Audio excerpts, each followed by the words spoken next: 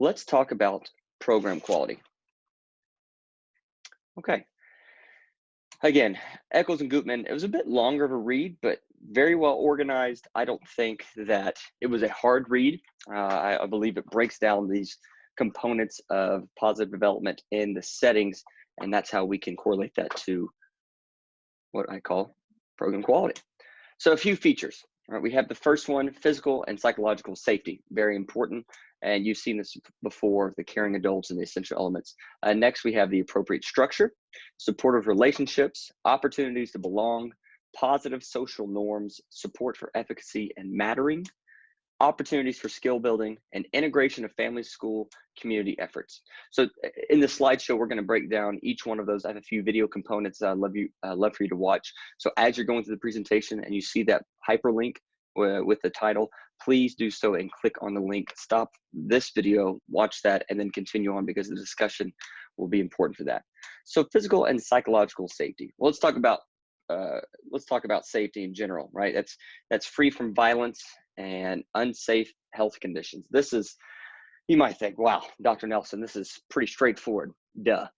But we never know the environments in which our children are coming from or the youth that we're working for. So it's very important not to promote any type of unsafe behavior, whether it's our physical setting, if they're playing basketball, make sure that, beyond the basketball goal is safe. Or if they're in team groups, that we're promoting a positive environment, meaning we're getting rid of bullying, talking down to one another.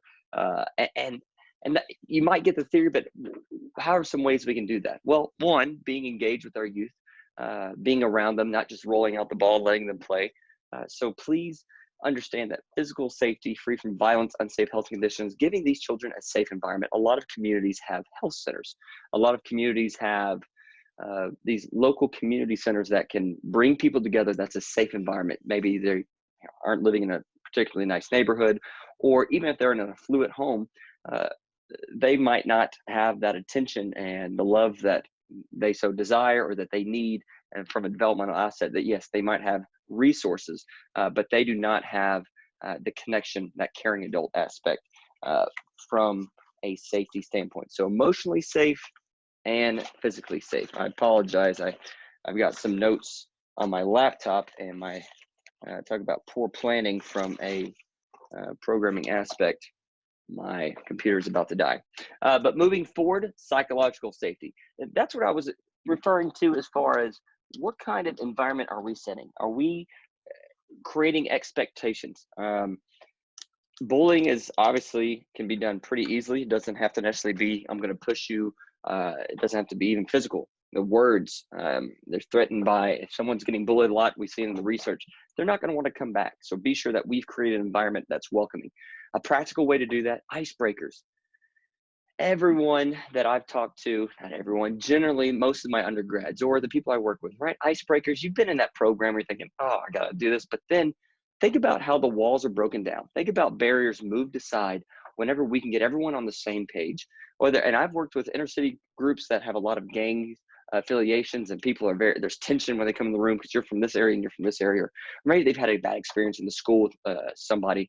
But I tell you, when you create an environment that's safe and everyone's on the same page, and you allow youth to be youth, boy, it opens the door for opportunity for conversation, opens the door for friendship, opens the door for listening. So that's up to us as we're facilitating through that.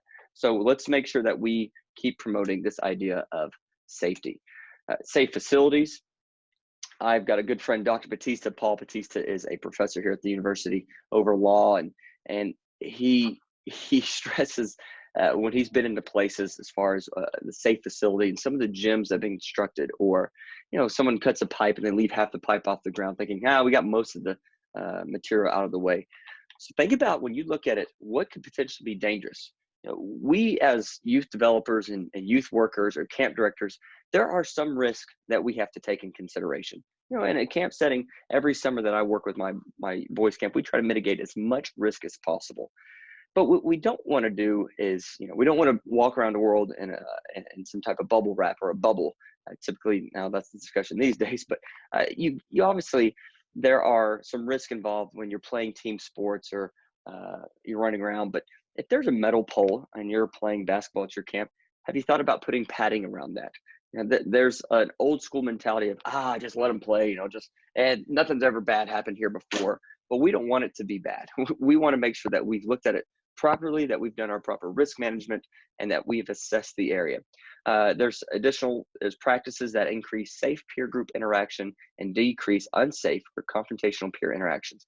That goes back to what I was talking about, psychological safety, and how we are creating an environment that's welcoming, creating an environment that everyone enjoys being there. They might not enjoy it all the time, but they know they'll be respected and know that people are that care for them. And caring isn't just, I feel in my heart. I mean, caring is intentional. There are actions that you must take, small investments, small action moments of me getting involved with the youth, discussing, learning their names, making them feel better about themselves. And those little practical actions make a big difference to make sure that we're not having any confrontations to one another. Transportation, how are we getting people from point A to point B?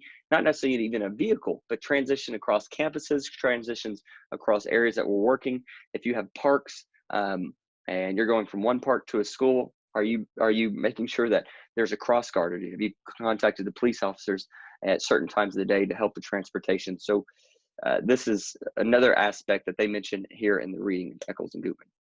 So before you continue on even more, I want you to watch this immigrant story of safety and opportunity. This young lady expresses the need of a program that she was involved with. Again, program, think about quality program. And as you watch this video, think about the qualities from Eccles and Gutmann and what are some qualities they mentioned in their text in chapter 4 to what she's saying, and see if there's anything that you can bridge together. I'd be curious to, just think about what you saw from her story. So stop my video, pause it, and watch her video.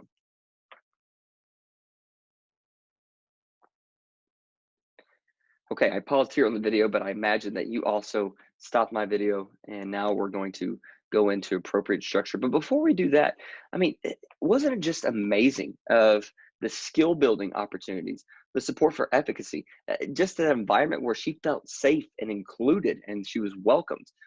Additionally, tying into those cultural, social norms that were adjusted for her program. So this was a strong video. It definitely supports what Eccles and Gutmann and the other researchers were discussing. So I love this video. You can see the raw passion and love that she has for this program and what it did for her, and that's an exciting thing to see when you look at programs. Okay, appropriate structure. So cognitive theories, Piaget stressed the need for a stable environment for children to assimilate and accommodate their emerging cognitive structures. Well, structure is a critical feature of all settings. On one hand, research on families shows that a firm parenting style and clear behavioral expectations, when coupled with warmth and emotional support, are associated with more positive developmental outcomes than lax parenting. So having some type of structure. I can attest to this in our own program. We have very strong structure within our program. There's freedom within the structure, all right, but there is a structure-based component, and we've been able to see some developmental outcomes produced in our camp program. Whether some of these may be, some of these outcomes and benefits that we see are later down the road, and you'll hear from former campers come back and say, wow, thank you so much for that opportunity in this program, but that structure sure can make a difference, and that's supported through some theorists that we've read about. So evidence is also emerging that the best adolescent development and adolescent outcomes are associated with parents gradually reducing their control over their adolescence and providing them with increasing opportunities to establish family rules and participate in family decision making. So this is completely linked to allowing young people to be a part of their environment, active agents. We've seen that before. Researchers have shown that adolescents benefit from experiencing clear rules, discipline, and consistently enforce limits on their behavior. When I put this doesn't mean we want to be rules imply a helicopter mentality. Structure gives stability. It gives a learning environment, a safe learning environment, a place where they can make mistakes and move forward. But it's not just, I've got to control all your movements. I need to make sure I know who your friends are, and I'm going to decide who your friends are. So I don't want us to get confused. Csikszentmihalyi found that structure to be a prerequisite to engagement itself. So having structure links to engagement. So to become psychologically engaged in activity, people need structure and predictability. This goes back to having clear rules, having discipline, and being consistent in how we deliver those rules. So a critical element of structure, this is from the text, is consistent monitoring and enforcement of rules and expectations. So adolescents desire consistency. They desire structure, and in doing so, this is an increasing opportunity to manage their own behavior. So they being adolescents, appear to do better in families that over time provide both of these types of experiences. I don't want consistent monitoring and enforcement of rules and expectations to be confused with bulldozer parents, helicopter parents, people that make all the decisions. Structure, discipline, rules, appropriate discipline, appropriate expectations, and consistency can result in just an emerging cognitive environment. So what can we do this? Permit age-appropriate levels of autonomy.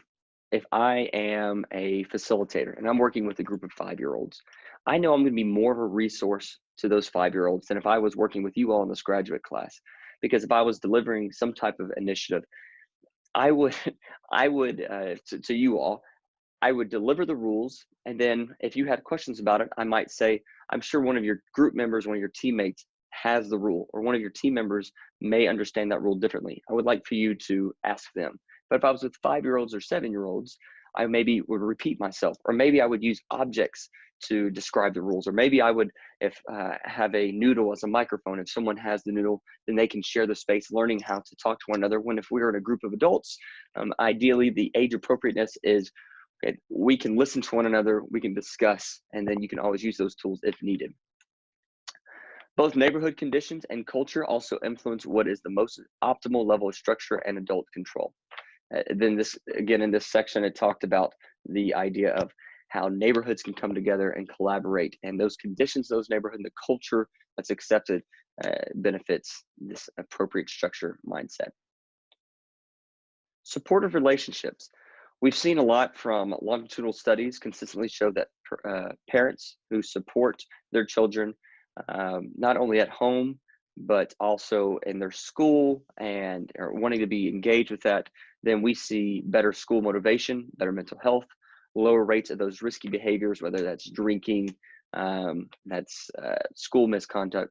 And different cultural groups have different models of adult-adolescent relationships. So the support needed needs to fit that cultural need. So let's go through some examples. So interrelated qualities of support relationships include emotional support, so being caring and responsive. In that chart, you saw what was needed and then what was the opposite, right? So non-responsive, not caring for emotional support. Instrumental support, so providing guidance that is useful to young people.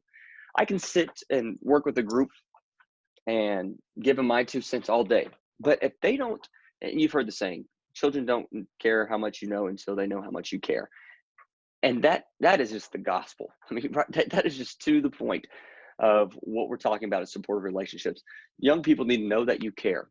And how do we know that they know we care? Is when they're discussing with us. You want to find what they're interested in, but care about the person, not the things that they do well or the things that you know about them. Just care about that individual. And it takes time. Relationships take time. They need to know that you care. So providing guidance that's useful, but first they need to know that you're caring and responsive. And so that's being there, that's investing, that takes time. Research suggests that there is not one perfect type of adult for all adolescents. And so some of you in your discussions and your summaries, but more your discussions and your midterms, you talked about you're working with different youth in these segments. You'll notice that some children, some youth connect with you. And for me, I'm a very energetic guy, I provide that energy, but I don't connect with all youth because there's not one perfect setting. There's not one perfect adult for all the adolescents. So rather, when you're bringing on a staff, you want to be sure that you're providing a diverse group of people. And diverse doesn't even necessarily mean look different. It's come from different arenas. It's different backgrounds. And so this takes us to the next point of different cultural groups have different models of adult-adolescent relationships, and those needs need to fit the cultural model for the adolescent social group. So going back to that video with the young lady from Virginia, we saw a really clear example of what that means for different cultural groups. So in summary, this supportive relationships are critical mediums of development. And they provide an environment of reinforcement. They provide a model for good modeling, constructive feedback for the physical development, intellectual, psychological, and social growth. So parents, if they support their children's ability to take on a challenge, that's an example of supportive relationships. Vygotsky's theory shows that attentive, caring, and wise voice of a supportive adult gets internalized, becomes part of the youth's own voice. So think about that. As the youth grows, they take in that positive mentor, that positive, caring adult, and they hear that voice, and they in turn internalize it and make it their own voice. And they take some tidbits from all their mentors and create their own outlook in life. When bringing on staff members, think about supportive relationships. It's easier to get the people that you relate to. It's easy to hire the people that are like you, but you don't want that. I don't want a bunch of Chad Nelsons in my program. I need people that are opposite of me. I need people from different backgrounds and different experiences. So that way the youth have a larger chance to connect with somebody and feel safe with somebody, and they won't all link up to me. Opportunities to belong. Continuing on. Questions that may ask is the adolescent will come into a group and they ask, do I belong? And we see that a lot. And this is people that are accepted by their gender, sexual orientation, disability status, peer crowd, that people think that I belong. So an example, right, in a lot of TV shows, satire, they do the jock versus the nerd setting. A lot of TV shows really milk those personas. So in a multicultural society like ours, the United States, the issue of belonging is really important. One of the first issues for an adolescent walking through a door is they think in a community program, do I belong here? And this can be a barrier to participation. This really can be. So the National Research Council and Institute of Medicine, they broke it down to these qualities. First, interactions between different groups must be a level of equal status. Those icebreakers, as I mentioned, it's a great way to just get everyone on the same level. Just discussion of, we all know we're at different levels, at different abilities, and come from different backgrounds, socioeconomic status, or where they are in the world. Their home situation may be different. And Bronfenbrenner does a wonderful job of breaking down those different systems, and we've seen that in class. But the interactions between these different groups need to be equal status. And remember, I discussed earlier on the semester about the card game, holding the card on your head. We don't want people to feel like they're at a different level of the stratosphere. Activities must be cooperative than competitive. So competition is not bad. I'm not sitting here praising or preaching that competition should be removed from our society, but there are times and place for competition and times and place for cooperation. And what cooperation can do can elevate self-confidence, elevate efficacy when we're pursuing a shared goal. There must be individualized contact between group members, giving opportunities for shared cohesion, discussion, interactions, getting people out of their comfort zone and interacting with people from different groups. I'm pretty sure I've mentioned this in the past as far as why do we have youth exchange groups, especially after World War II, right? The world just dominated each other in world wars and then in the Great Depressions. Well, now people realize we need to get people involved in other cultures. And we got to be very careful in what we see via social media, the news, papers, especially back then. But we need people to get immersed in different organizations and different cultures so they can understand where people are coming from. The differences can bring fear and anxiety, but when we realize those differences are okay and we're learning about that individual, that's really great.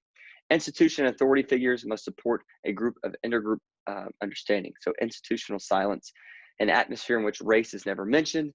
So this paragraph, this can lead to unspoken perceptions and discrimination and intergroup tensions. So group differences must be acknowledged. We don't want to sweep differences under the rug.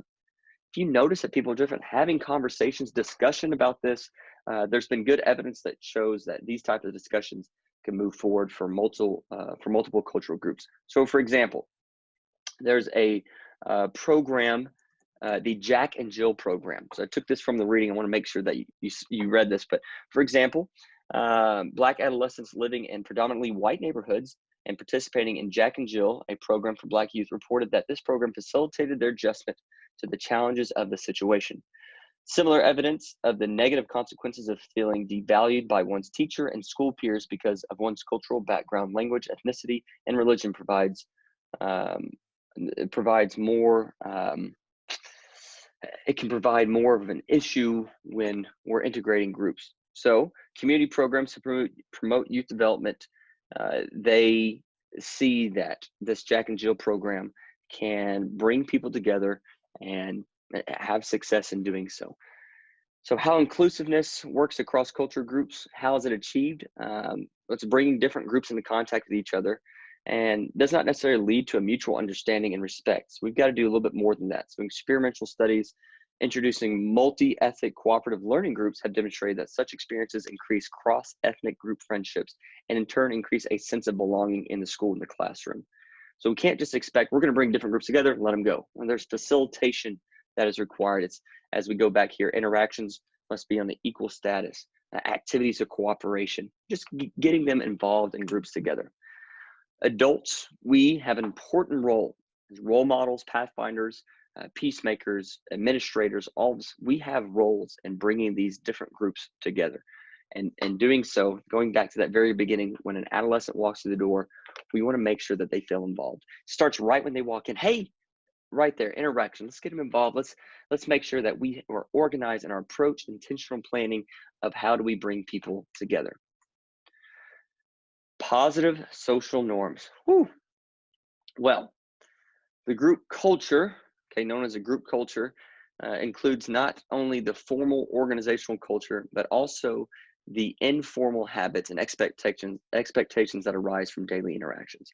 You gotta understand that youth coming from different homes, coming from different parts of the country, have different learning philosophies from the people that they've perhaps engaged with as growing up. Maybe they learned some behaviors from home. So this isn't just the formal organizational culture. I'm talking about culture of the South or culture of the North or culture of a certain religion. There's some informal habits and expectations that arise from daily interactions. So these informal norms may diverge from the official organizational norms and expectations. Research across multiple settings suggests that adolescent perceptions of these kinds of social norms have immediate and lasting effects on their behavior. So for example, when adolescent girls perceive that their parents disapprove of sexual activity, they are less likely to become pregnant. So this is from Blum and Reinhardt in 1997. In discussing opportunities to belong, we stress the role, this is from the research, we stress the role of group culture in relation to identity and meaning. Here, they're stressing that its role, that it's shaping behavior. So this can be created, as I mentioned, from organizational rules and standards, informal group members, participants, and the common practice of established group participants. Media has been increasingly influential in established social norms in both youth positively and negatively. It's not always the end of the world. So research indicated TV watching makes people believe that the world is more violent. They also link that TV watching, some East Texas coming out, TV watching has resulted in a reduction of other leisure activities, being outdoors, reading, etc. Decreases attention span, score higher on a scale of sexism, and have more distorted views of the world at work. Positively, mass media can be helpful with health education, such as the push to stop smoking. A lot of the non-smoking ads have been influential in reducing smoking habits. Diverse groups may struggle to establish group norms because of the various cultural norms participants bring to the table. There's a lot of different variations of cultures, and so all coming together, it's not necessarily easy to bring those. So we think, this is from a quote from the text, we think norms are particularly important to social, psychological, and emotional development because they shape morals, present ways of relating to others, and provide templates of self-control. So think about how we can promote this idea of social norms.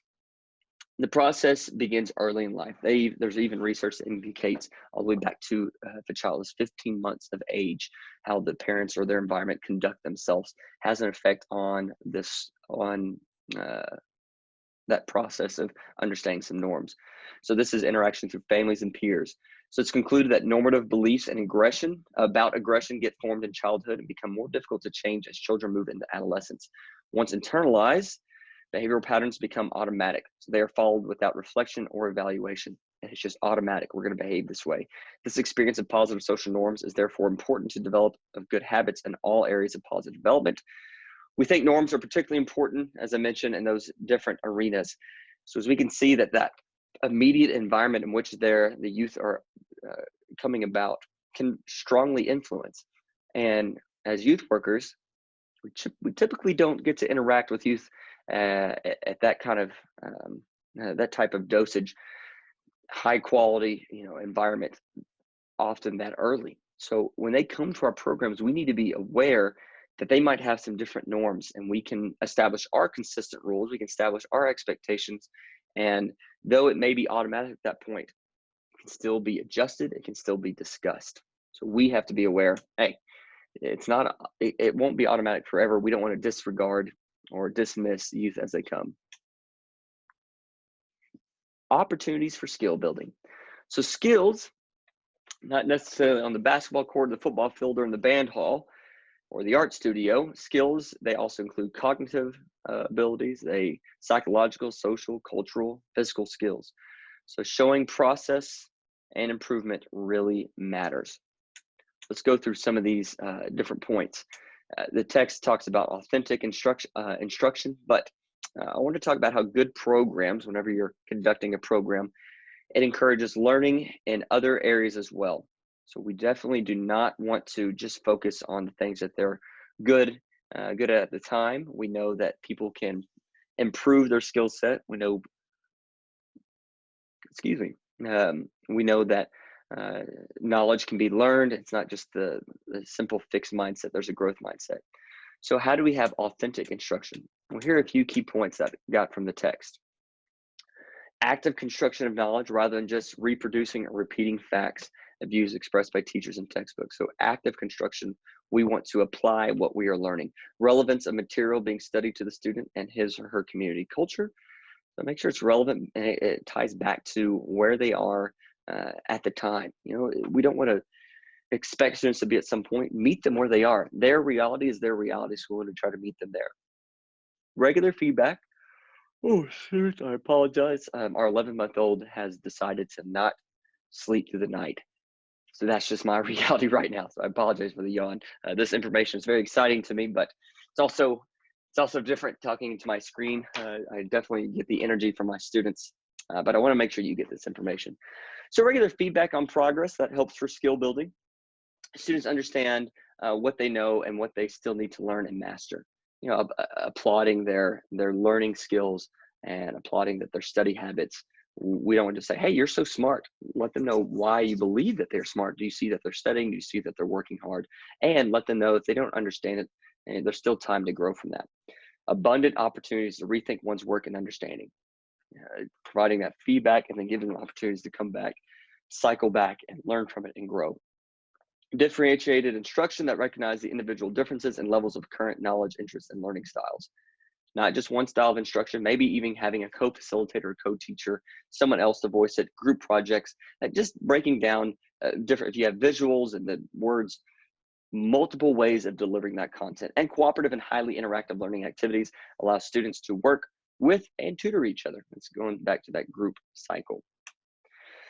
But before we end with skill building, got a few more points that good programs can encourage development of good habits and a large range of competencies and life skills. And as youth workers, we have to have an array of different competencies of, we don't want to just be focused on one arena. We got to have a wide range of skill sets. And if we don't have those, bring in the right staff that can meet some of those needs. Opportunities for skill building, practices that support positive motivation. So how can we do that? Grading practices that stress improvement rather than social comparison. Teaching practices that stress mastery and improvement rather than current levels of knowledge. Allowing that growth, we want to stress that. Practices that reflect high teaching expectations for all students and all their performance. So not just a few. We don't want to say, well, you might not be able to reach that, so we'll keep it there. No, you want to maintain that high expectation. Practices that make sure that all students are expected to participate fully in learning activities in the classroom, and practices that involve hands-on activities, laboratory exercises, field-based data collection efforts. This just goes beyond the classroom. You can talk about it all day, but we've got to apply it. So expectations and effort in regards to activities, make sure that you are praising their effort. Okay, someone might not necessarily have the intellectual ability at the moment, but if they're giving their best effort, we want to applaud that effort and know that they can continue moving forward. So we've talked about efficacy quite a bit. I just want to give the definition. So here you can read the definition just in case you haven't necessarily got it um, quite together. But adults do not develop youth. Youth develop themselves with the help of adults. We want to be a guide for them rather than a sage on the stage. Research on families shows that when parents support their adolescents by allowing the adolescents to express themselves from their point of view and to have serious input into family decisions, meaning they're part of their family, part of their environment, they develop more positive motivation. They engage in more identity exploration and show a higher ego development. So let's see what that looks like. It is important for youth to experience increasing levels of empowerment, autonomy, and feeling contribution to their community throughout their development. There's videos I showed you in the past, self-efficacy, right? We want young people to see themselves being part of what they're doing and knowing that my decisions resulted in these actions. It's very strong moments for them. These feelings can support their development of senses of efficacy and mattering, as well as an overall personal development of identity. So mastery-oriented classrooms that focus on self-improvement rather than social comparison, they foster that higher motivation, perception of oneself as more capable. In contrast, overly controlling classrooms or programs that do not provide opportunities for autonomy undermine motivation. They undermine self-concepts and expectations and directions and induce learned helplessness in response to difficult tasks. So if we don't allow opportunities for self-efficacy and mattering to grow, right, they're going to see a challenge, think I'm helpless, think I can't do it. So this leads into Dr. McQueen's tips for praise and learning. Friends, I love this video. So clearly represented, but we really want to praise the effort, because when you praise effort, there's one segment in here that says, don't feel bad for not getting it. Don't feel bad for not getting it, yet. So please pause my video and watch this about self-efficacy and building mastery. You just watched the video. I'm sure that you are, just like myself, really impressed with how Dr. McQueen is able to articulate this idea of self-efficacy and building mastery. So the challenges must fit with the adolescents and their level of competence. Research in classrooms showed that students are motivated to learn when material is appropriate for their current level of competence. That's going back to Csikszentmihalyi and Vygotsky. They theorize that growth is most likely to occur when people are challenged at the level of somewhat above their skills, but not too far beyond their skills. And that goes to knowing who you're working with, knowing your audience, knowing your youth. In community programs, it appears that availability of variety of novel and interesting activities increases youth active participation. So culture is very important here. Don't forget that, because it determines what will make for a personally meaningful challenge. So understanding the different culture of the youth and how they engage and participate in activities. So like structure, support for efficacy and mattering are necessary features for youth development in any setting. If adolescents do not experience personal engagement and sense of mattering, they're likely to not grow personally. So these features are prerequisites of all types of development described in the chapter, but they are particular relevance to that psychological, emotional, and social development. So the theory suggests that it's through acting, taking on challenges, and making meaningful contributions that a person's sense of self and identity develops. Children have never, I love the quote at the end, children have never been very good at listening to their elders, but they've never failed to imitate them. Friends, working with youth for, I would say 8+ years now, intentionally, I was working with them prior to, but I didn't understand the importance of role modeling. They will mimic, they will copy, and they will learn from you. So you don't want to discredit a youth's abilities in other areas when you're trying to provide confidence.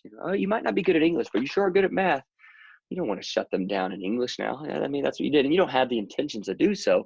But just being careful how we communicate with them, being careful how we communicate with our staff members and peers, especially when we're talking about different youth. Lastly, with this chapter, integrating youth, integrating family, schools, and community efforts. I've talked about the Harlem schools and how they're able to integrate the communities, integrate families into the schooling. Bronfenbrenner highlights the importance of synergy across settings and the adults. And this isn't necessarily just showing up to a school dance. I mean, it's getting their family involved with the school effort. So When it's lacking, when we have that lack of integration, when different parts of adolescence worlds, we got the different systems and different systems aren't collaborating, this increased likelihood that the developmental opportunities will be missed for development. The adolescents will be confused about adult expectations, and that deviant behavior and values will take root. So parents with more limited resources often face fewer choices and more constraints in managing their children's experiences. So research shows that effective parents in disadvantaged neighborhoods are active in monitoring their children, seeking resources, and developing in-home learning strategies. So parents is mentioned over 40 times in this text, 40 times in all these different levels of integration. Think about how important it is for that initial system where the youth are engaged. It's their parents, it's their families, their caregivers. So parents is a huge portion of making sure that youth are developing. Parent involvement in school activities lead to higher levels of motivation and performance. Involvement in the community lead to higher academic and peer success. And limited research, I want to make sure we saw this as well, limited research about integration community efforts. There's not a lot of information out there yet, but the information that is out there is supportive of integrating family to these different programs. So that's something just to think about. Think about some programs that you were involved in. A few examples I heard in class this week. Students in 4-H, as they read this information now, they thought, wow, they definitely integrated my family. Wow, I've always felt safe. Wow, people at all different cultures were coming together and there were discussion. Like I see that. So that's a strong quality program. I'd like for you to think about yours as well. What are some elements that were influential in your youth program? Okay, these smaller articles. Why did I put them in there? Well, I just wanted you to see from a smaller setting, a smaller sample size of some supporting research to support that large chapter. So this study assessed the different tools to measure the quality of a program. When I talk about the different tools, it's the few that are most common, where we got relationships, environment, engagement, social behavior, skill building, routine structure. When you think about that, go back to Eccles and Gutmann when we talked about those different features, physical and psychological safety, appropriate structure, opportunities to belong, positive social norms. So think about how these tools, okay, the study assessed 9 tools used to measure quality of program, social processes linked to positive development outcomes, relationships, supportive climate, youth engagement, how these are linked. And so that these researchers were able to make a connection inside the black box, assessing and impact, improving quality youth programs. So Yohalam and I believe I think it was Wilson and Alstrom. It's not important. But as you know, the researchers, this related back to that main text that we read. This is a meta-analysis, as we saw, it had thousands of 11th graders. There were after-school programs for overall positive and statistically significant impact on youth.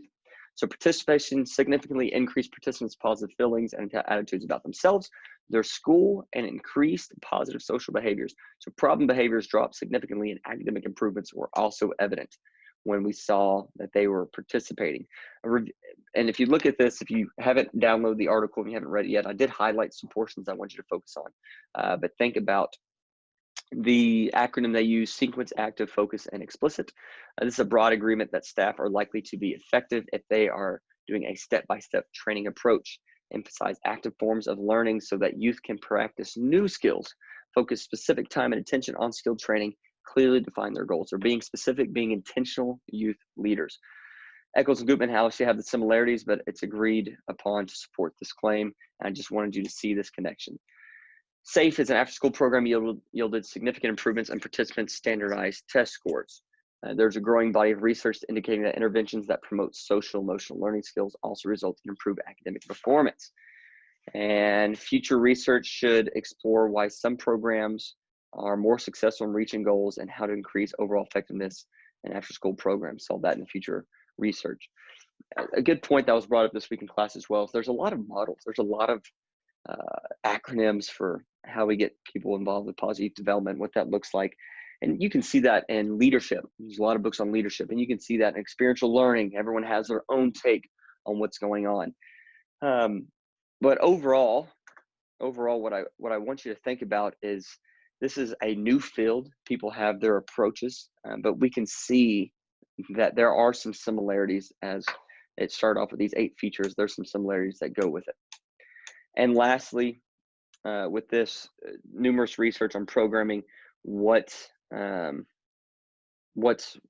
effective, what is a significant and positive approach to youth. We can see that here in these different domains. So went through, I'm sure some of you might have been surprised with some of the academic, I apologize, this was the 11th graders. Yes, this article was the 11th graders. You might have seen the different domains and been surprised by sports. So we can see sports have a higher rates of initiative, right? That makes sense. Emotional regulation, teamwork experiences, but low rates of identity work, positive relationships, and adult network experiences. The adult networks experiences actually surprised me when I was reading it, but then again, I was thinking, well, perhaps maybe the coaching for this age group, the coaching wasn't necessarily a positive adult network experience. And down here at the bottom, faith-based youth groups, was you saw after I highlighted that portion, they talked a lot about morals and values, and I could see how this raised those 6 domains of teamwork, social skills, positive relationships, and then performance and fine arts, a very individualistic program. Maybe it's, you're just focusing on your skill set, not necessarily thinking about the group. But these are just some small research. I know there's a lot of numbers and statistics and charts, but I wanted you to think about that overall, and think about how the outcomes will be different for different age groups. Think about if this was conducted with 5th graders, what are some changes you'd like to see? Hopefully, for 5th graders, you'd like to think that the sports would result in higher identity, higher positive relationships, and higher adult network experiences. Seems like the 11th graders, maybe it's a little bit more focused on winning. Okay, you like to think that the outcomes should be different, and they should. We want to make things age appropriate, so just something to think about. Well, overall, friends, I want you to finish up by checking out this video and thinking about how we can create opportunities to belong and support relationships. This video is it's not high quality, but it shows how we can use different tools and resources to bring people together. I love this activity, the yarn game. So many variations to it, but it shows how we're connected. There's a support system and how we can work together, and potentially can remove loneliness from one's life. And regardless of where you think they're coming from, when you have a community and you have that support, as we can see, it can make a big difference. It can really make a difference, especially if things are lacking. So these are some key points from program quality. I hope you can watch this. If you haven't read, go ahead and go back to your reading, reflect on that. I look forward to reading your summaries. And more importantly, I look forward to seeing how you were able to find some quality time to support yourself this week in 30 minutes of quality time.